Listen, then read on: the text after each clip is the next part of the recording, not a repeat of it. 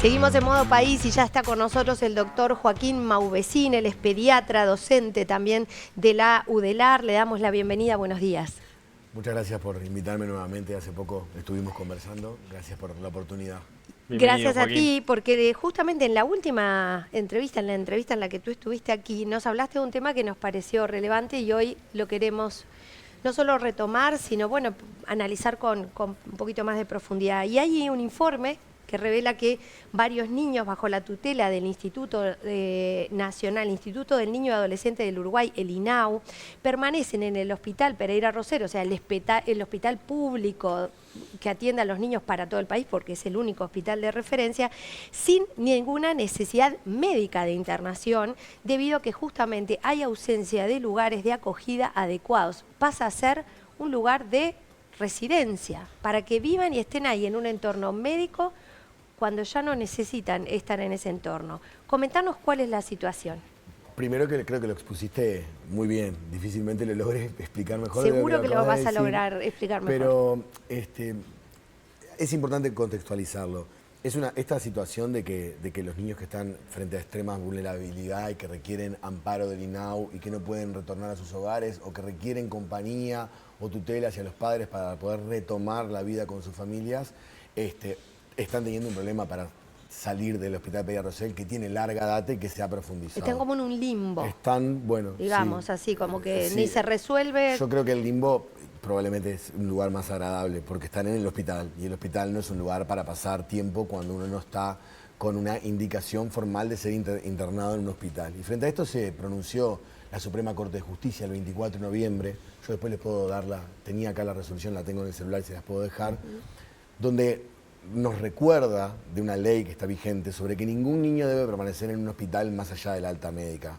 Esto fue motivado, esta pronunciación de la Suprema Corte de Justicia, por movimientos de pediatras y liderados por el profesor Díaz Rosselló, que pidió expresamente que se pronuncie la Suprema Corte porque permanecer en un hospital más allá de la alta médica es una vulneración de los derechos, o sea, el hospital no es un lugar para vivir. Y eso tiene muchas causas, muchas explicaciones, también tiene muchas excusas reales que se pueden dar para no solucionarlo en un momento y por eso no es un tratar de buscar un culpable inmediato, pero necesariamente estamos ante una emergencia. Tienen cama, tienen comida, pero no es un hotel. No, claro. No, ni es un hogar. No es un hogar y no brinda las situaciones de un hogar, no es una familia sustituta tener un cuidador tercerizado que el INAU contrata para que pase contigo cuando tus padres no están porque tus padres o tus cuidadores principales, o bien por orden judicial, o bien por otra circunstancia. Y esa situación se repite en el tiempo y se ha profundizado y son muchos pacientes que están en esa situación. Para entender bien la gravedad del problema, ¿cómo afecta, digamos, a nivel emocional o hasta incluso físico que un niño esté durante meses o, digo, en el peor de los casos, quizás años allí? Pero me parece que para la audiencia lo podemos pensar en que no se necesita una respuesta de un profesional, sino conocer un niño o mismo recordarse uno mismo de niño. Sí. Si era aburrido ir al pediatra, imaginémonos vivir en un hospital donde nos abren la puerta cada 6 horas, los turnos de enfermería, por supuesto, para ver cómo estamos, donde pasan la visita a nosotros, los médicos, donde las ventanas no tienen orientación, luz, donde el juego es restringido a un horario determinado y en un lugar donde no está pensado para jugar, donde la posibilidad de socializar y hacer amigos. O sea, se puede profundizar mucho desde lo social y lo psicológico. Y por otro lado, la exposición al contagio de enfermedades biológicas, porque las áreas no son cerradas. Es decir, si estás en una cama, es probable que en una cama de al lado o en una cama muy cercana haya enfermedades biológicas, contagiosas o infecciosas. Y los hospitales son lugares donde las infecciones cruzadas se dan. Claro. Nadie quiere estar en un hospital. Y porque hay otros niños que están padeciendo determinadas situaciones que evidentemente un par tuyo lo está pasando mal. Entonces todo esto también afecta, ¿no? Ahí no tiene que haber una... para crecer el hospital. Exacto. No solo el Pereira Rosell, sino ningún hospital. ¿Qué pasa con la ida a estudiar, por ejemplo? ¿Van a estudiar en el horario que toca? ¿Van solos? ¿Van con un acompañante? ¿Cómo funciona? Ha habido y hay un gran esfuerzo, tanto de las autoridades del Pereira durante siempre, sean del color que sean. ¿No? Esto no, en general, la preocupación por los niños de la gente que trabaja ahí, por los niños y niñas adolescentes, existe. Hay ONGs también adentro del Pereira. Hay también ONGs y hay dedicación para soslayar, para sopesar estos momentos, Pero en realidad, bueno, una cosa es tener una escuelita para un niño que requiere una internación crónica, que tiene una enfermedad crónica y que entonces estamos poniéndole un parche para que esto pueda funcionar algo mejor. Y otra cosa es pretender que un niño que está 4 meses ahí tenga su actividad escolar en el cuarto o quinto piso de Pereira Rosell. ¿Cuántos años tienen y qué cantidad, por lo menos, aunque no sepamos el número? No, es que lo que yo explicaba, a veces ingresan entre el 20 al 40% de los niños por una causa psicosocial, de esos no todos permanecen en esta situación porque no todas las judicializaciones llevan al mismo lugar, pero es probable encontrar un 20% de niños que estén esperando algún tipo de resolución judicial y que no tengan una causa médica para estar internados hoy por hoy. Y esas edades son, eso sí, es muy variado. Hay escolares, hay adolescentes, hay niños y niñas, hay bebés. Y para algunos pacientes hay algunas organizaciones que son muy efectivas. Está la Fundación Canguro para los niños recién nacidos. A los bebitos recién nacidos. Exacto. Pero bueno, hay toda otra brecha Yo me imagino muy un grande de niños que adolescente. a los que no les toca la Fundación Canguro y que tampoco eso va a ser una solución. Los parches no son curas, o sea, en el hospital no se puede vivir, ni se puede desarrollarse, ni crecer de forma normal y no es un lugar para permanecer más allá de la indicación formal de estar internado. Ningún hospital. ¿Hay muchas trabas legales o burocráticas para buscarles una salida? Bueno, eso hablábamos hace poco en un artículo y creo que no es que hay una voluntad de que eso sea así, más bien hay una serie de burocracias, desinteligencias del sistema todo, no de personas, que hacen que lo que antes era un problema de uno, de dos, entonces había tiempos para hacerlo y todos nos horrorizábamos, ahora es el problema promedio, es la morbilidad más frecuente de la pediatría, entonces tenemos que tener dispositivos para actuar de forma de emergencia, con resolución inmediata y también una salida pronta del hospital para darle respuesta a la necesidad del niño, niña y adolescente que está en esa situación. Es decir, esto es una emergencia.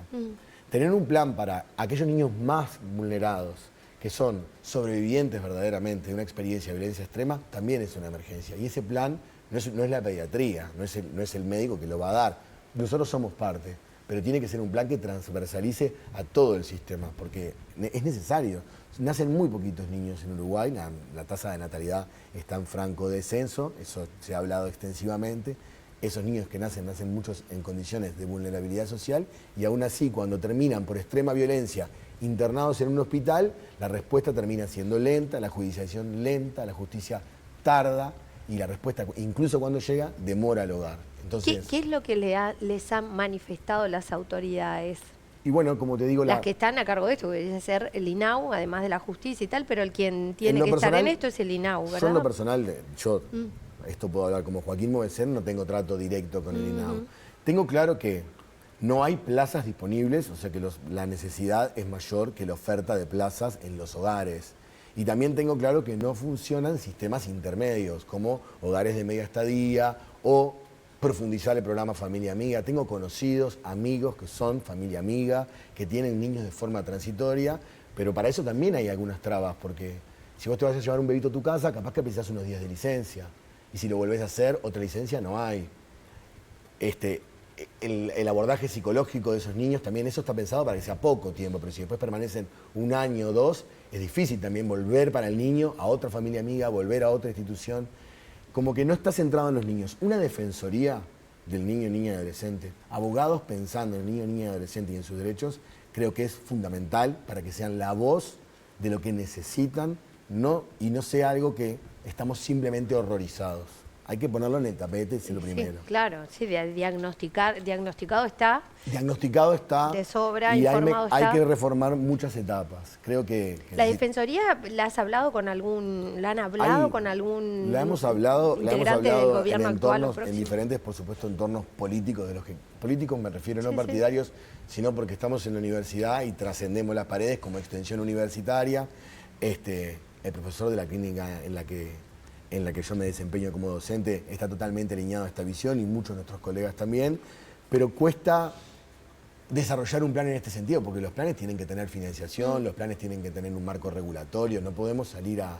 Pero creo que es inevitable que en este año transitemos poniendo esto en el centro. Creo que no soy yo la voz, sino que ya se rebasó cualquier vaso de soporte emocional y no nuestro, que es verdad que podemos estar desbordados o dolidos, o yo te lo cuento y vos sino de niños, niñas y adolescentes que están viviendo esta situación. Y decime una cosa, Joaquín, entre tantas dificultades, para ustedes los profesionales, ¿qué queda? Porque el personal médico, el personal, digo, la asistencia, ustedes no están, como decías hace un rato, no están quizás preparados del todo para brindarle a un niño, bueno, la contención de un hogar, digo, no es lo mismo. Preparados ¿no? del nada, no solo del todo, preparados del nada, es una preparación totalmente casera y sui generis. Nosotros, los pediatras, no estamos para... Bueno, la mayoría de mis colegas además son mujeres. Tendría que decir les pediatras, porque realmente son muchísimas más, 80%. No estamos preparados para maternar y paternar pacientes, ¿no? Ni tampoco para educarlos o para ayudarlos o para darles el cariño y el afecto que le da un entorno familiar. Y por suerte no estamos, porque no es el rol que tenemos. Se dibujaría. Ana, no somos nosotros la solución, pero tenemos que ser nosotros los que estemos marcando la alerta y poniendo la voz en alto, claro, eso seguro. Son los adultos y los que pueden de pronto llevar esa voz.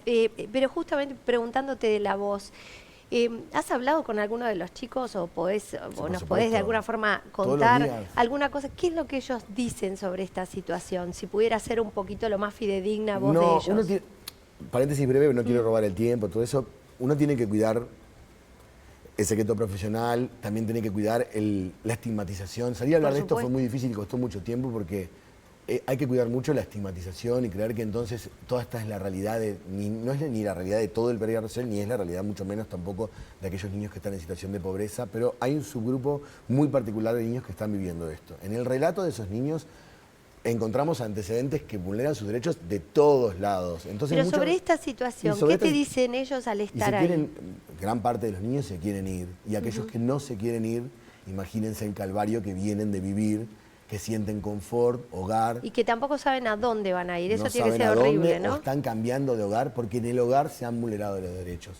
Porque existe, y esto no es una denuncia pública, esto es conocido, múltiples vulneraciones de los derechos también en algunos hogares. Esa situación vuelve a veces al PRRC y después se busca otro lugar. Imagínense, te sacan de tu madre, volvés, vas con un tío, volvés, no se pudo, la abuela no podía hacerse cargo, esperás meses en el Pereira, vas a un hogar, no funcionó, volvés. Tremendo. Es difícil que el relato sea... El relato de los niños es más lo que no dicen que lo que nos dicen. Totalmente. Bueno, Joaquín, te agradecemos por habernos acompañado. Les agradezco a ustedes el tiempo, poner este tema en la agenda nuevamente un mes después y ojalá, haga mucho ruido, porque es lo que necesitamos.